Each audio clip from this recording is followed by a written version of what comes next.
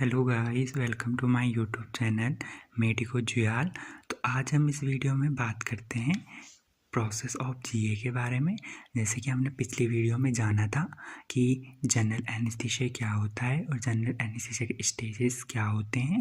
तो अब जो जनरल एनेस्थीसिया का प्रोसेस है कि किसी पेशेंट को जनरल एनेस्थीसिया कैसे दिया जाता है, तो हम आज की वीडियो में ये जानते हैं।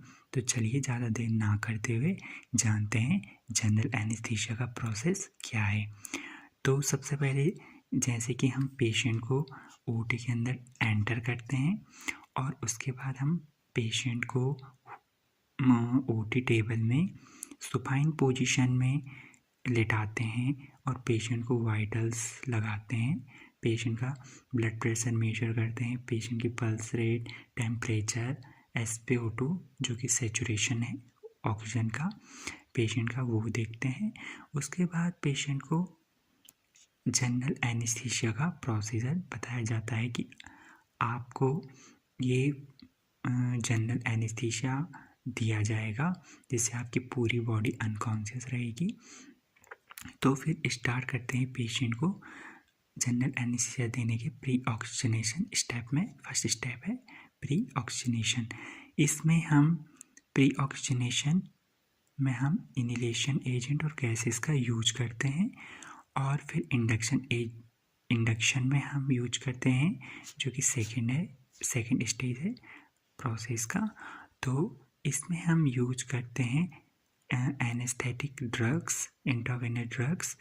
फिर हम बीच में जनरल एनेस्थीसिया को मेंटेन करने के लिए भी कुछ ड्रग पेशेंट को प्रोवाइड कराते हैं, क्योंकि पेशेंट कुछ सम केसेस में पेशेंट जो जनरल एनेस्थीसिया की कंडीशन होती है उससे बाहर आ जाता है, मतलब रिवर्स हो जाता है।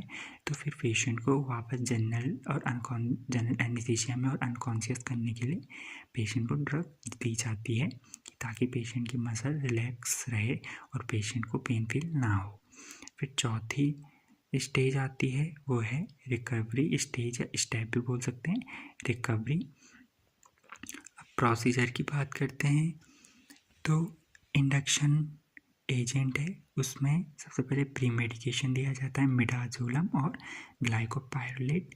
इंडक्शन एजेंट में प्रोपोपोल या इथोमिडेट पेशेंट के कंडीशन के अकॉर्डिंग। ओपोइड्स में देते हैं फेंटानिल, मसल रिलैक्टेंट में देते हैं सक्सिनाइल कोलिन या एस्कोलिन या वैक्यूरेनियम जो पेशेंट की कंडीशन होगी उसके अकॉर्डिंग। एलर्जिक रिएक्शन में एचकॉर दिया जाएगा, हाइड्रोकॉर्टिसोन, सक्सिनेट और रिवर्सल एजेंट में नियोस्टिकमिन और ग्लाइकोपाइलेट दिया जाता है।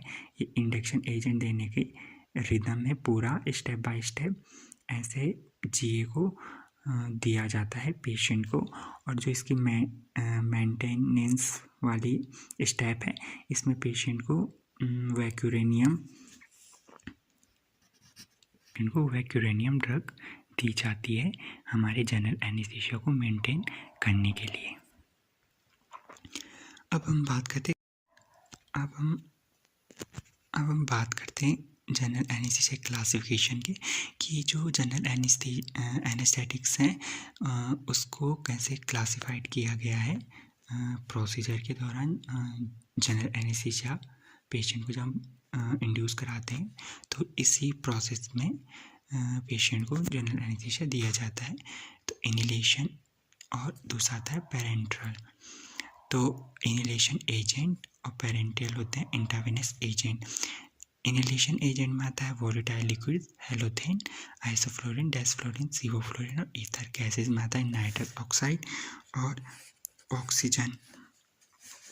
फिर बात करते हैं इंट्रावेनस एजेंट या पेरेंट्रल की। तो इंड्यूसिंग ड्रग प्रोपोपोल, इथोमिडेट, थायोपेंटोन और मेथोहेक्सिडोन। स्लो एक्टिंग ड्रग है बेंजोडाइजिपाम और लोराज़िपाम। केटामिन, ओपोइड्स में फेंटानिल, फेंटेनिल और सबफेंटेनिल और रिमाइन फेंटानिल आता है। तो हमने पिछले वाले उसमें देखा था कि जो हमारा प्री ऑक्सीजनेशन है तो उसमें इनहेलेशन एजेंट और गैसेस का यूज किया जाता है पेशेंट को जो फर्स्ट स्टेप है, प्रोसेस है जीए की। तो इसमें इनहेलेशन एजेंट और पेशेंट को गैसेस प्रोवाइड की जाती है। इंडक्शन का ये स्टेप बाय स्टेप फॉलो करने होते हैं, जिसमें और मेंटेनेंस में वैक्यूरेनियम यूज करना पड़ता है, और रिकवरी में रिकवरी या रिवर्सल एजेंट में नियोस्टिकमिन और ग्लाइकोपाइरुलेट पेशेंट को देना होता है। तो आशा और उम्मीद करता हूँ कि आपको जनरल एनेस्थीसिया के बारे में पता चला होगा, आपको बहुत सारी इन्फॉर्मेशन मिली होंगी इस वीडियो के दौरान। तो हम अगली वीडियो में इनहेलेशन एजेंट को कवर करेंगे। इनहेलेशन एजेंट क्या है, वोलेटाइल लिक्विड्स क्या है और गैसेस क्या हैं। तो आप अगर इस चैनल में नए जुड़े हों तो चैनल को लाइक कीजिए, शेयर कीजिए और सब्सक्राइब कीजिए और दोस्तों के साथ शेयर कीजिए। Thanks for watching.